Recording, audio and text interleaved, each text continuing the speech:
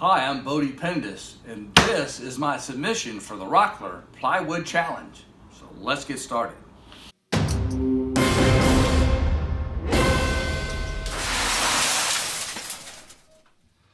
The hardest thing about doing this plywood challenge is having a truck to bring the plywood home.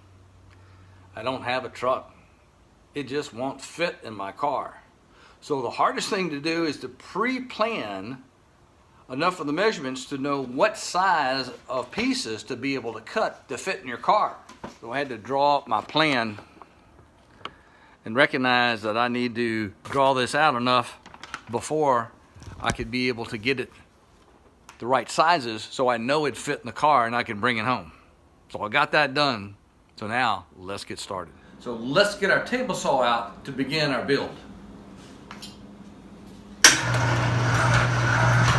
So if you want to see the video of how I built this Murphy bed table saw, I'll leave the link below or a card up here for you to look at. So I've marked off my legs for my table that I'm making. So I'm going to cut this down here to be able to make on this half of this board a pair of table legs. This will be the one leg and be the top, and then it'll come down over here like this. And the other table leg will have a disc and then the top, and it'll come up over here. The inside part will be extra. Here I'm using my straight cut jig to cut the piece down to 25 inches, as my guide on my table saw only allowed 24-inch cut. In this cut I'm cutting between the two legs, and I have to stop at a particular spot on the leg because that's where it does a left turn for the top. So for this cut, I'm going to raise my blade up into the underside of here. I took out my riving knife so I'd be able to do that so it won't push the piece of plywood up. I've clamped it to the table so I'll have a clean cut, and then once I get it up I can slide it to the spots that I need to, and I also have marked my stop spots on here as well.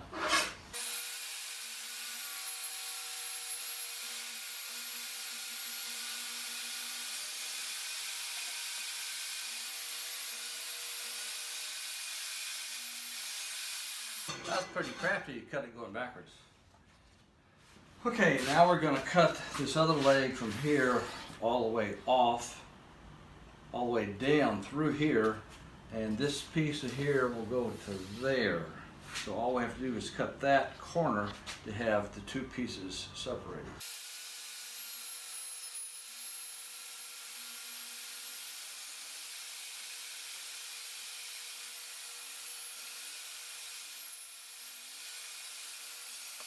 So now I have this piece sawed as close as I can get to the corners. Now I'm using my flush cut saw and my Japanese pull saw to cut the rest of the way at the corners. So I think I'm just about there. I'm down to the...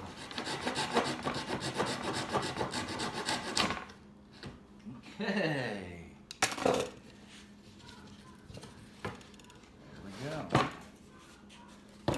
There's a leg set. Now we have to cut this one cut from that other one, and that one will be ready. Okay, now I have my two leg units cut out.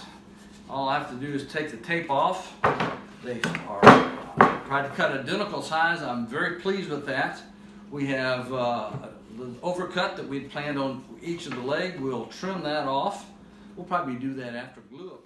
The second leg unit was cut just as the first was, with the underside cut by raising the saw blade and then sawing by hand for the final corners.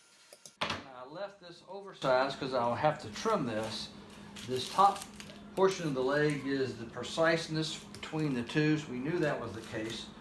And we always cut this so after we glue it, we can come in and trim it and have a square piece. So to do a glue up, you're going to need some glue, some salt and pepper, well in this case at least salt, and then get every clamp that you own, then go to your neighbors and get every clamp they own, and then you're probably ready. You may be missing a few. So with that, let's get started.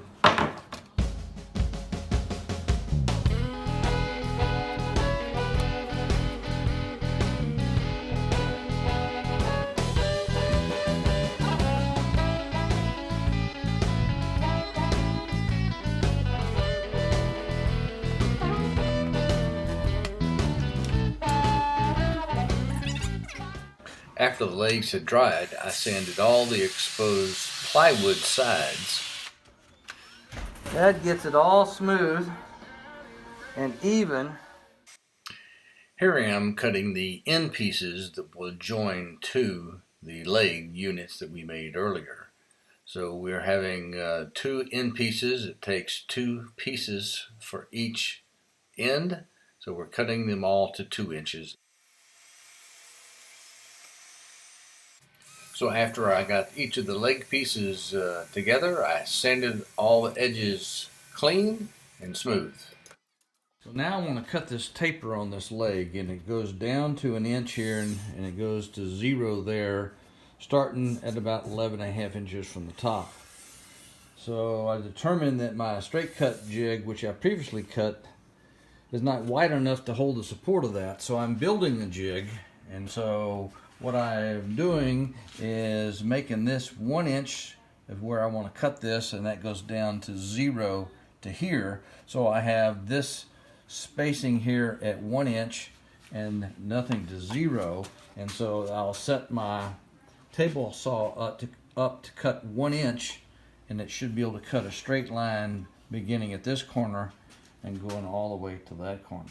Okay, so I had to build my own jig to get that angle. So, you know, this was over here like this, so I had made sure I had the inch space there. So then I just had one skinny sliver of a piece, and all I've done is take a couple of little finishing nails and tacked it in here to hold it, so I can run this up against my fence when I saw it. So now let's cut the rest of these.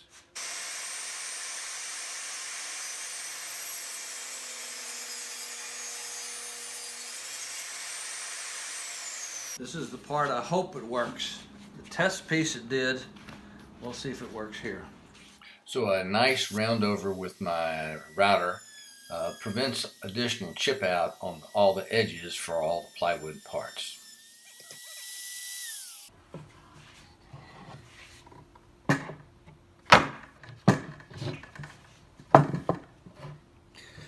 So I've marked the end of this with these dowel points. So I have my holes drilled through each end, and I am using the dowel points to mark where the recipient holes need to be drilled. I've already done this one leg.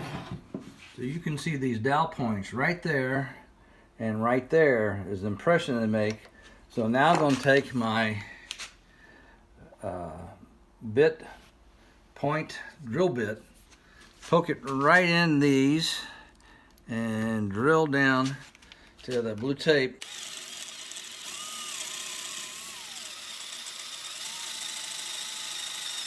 All right, now we got our dowels cut. This is a dry fit, so we'll do the other sides. Okay, so I got a dry fit after I had all my dowel holes drilled and the dowels inserted.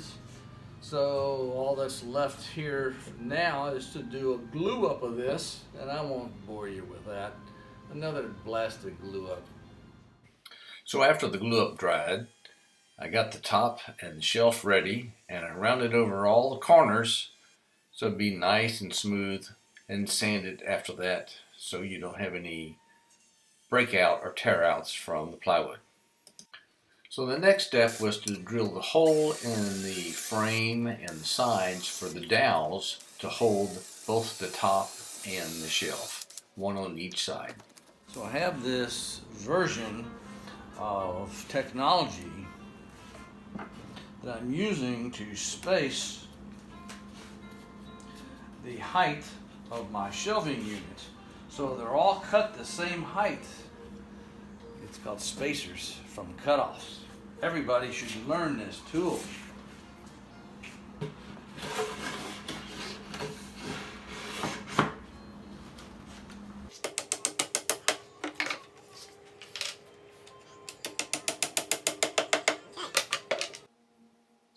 So after flush cutting the dowels and sanding it down and doing a once over or wipe down, making sure any voids are filled, we get to the stain. So this is early American stain, and we'll get this finished and then be on to the poly.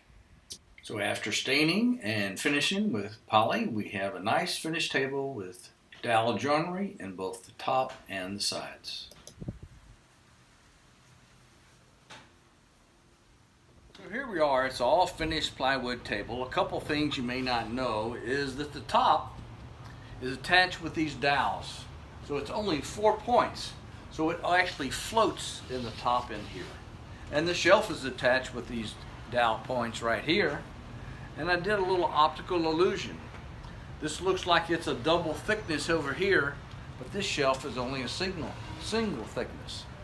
That's just a little catchphrase to see if you notice it. I want to thank the Modern Maker Podcast for hosting this Rockler Plywood Challenge. I realize it's been a year since I had the 2x4 challenge, which I also had a submission in. But since that, it's been a whole year. It's been May of last year. And since then, I did a video on my first year with a table saw and all the builds that I made. I built some bunk beds. I did a kitchen trash can drawer. I made a wooden mallet. I built an end table, similar to this, but out of cherry. I built a rustic vanity for a little cabana bath. I made a little trick box for a Christmas present. I built a shoe shine box to hold some shoe shine goods. And I also showed how to make a sharpening stone for only $15, which you need to know if you use a plane or chisels. Then I made a video on a planer outfeed table. I showed how to make box joints. And my last video I made was building a barn door, one of those sliding barn doors. So if you'd like to see some of these videos or want to see some of my future builds, hey, consider subscribing down below. Hey, and if you liked our build, be sure and give us a thumbs up. And as always, come back and see me real soon.